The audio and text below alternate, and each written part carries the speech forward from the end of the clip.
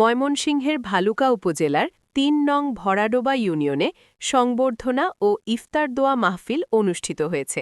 শনিবার সন্ধ্যায় ভরাডোবা ইউনিয়নের ৩ নং ওয়ার্ড হাই স্কুল মাঠে এ অনুষ্ঠানের আয়োজন করা হয়।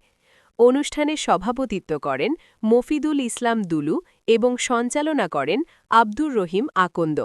প্রধান অতিথি হিসেবে উপস্থিত থেকে বক্তব্য রাখেন নবনির্বাচিত সংসদ সদস্য ফকর উদ্দিন আহমেদ বাচ্চু। এ সময় স্থানীয় সর্বসাধারণের পাশাপাশি থানা ও ইউনিয়ন বিএনপির বিভিন্ন অঙ্গ সংগঠনের নেতাকর্মীরা উপস্থিত ছিলেন। অনুষ্ঠানে দেশ, জাতি ও এলাকার কল্যাণ কামনায় বিশেষ দোয়া পরিচালনা করা হয়।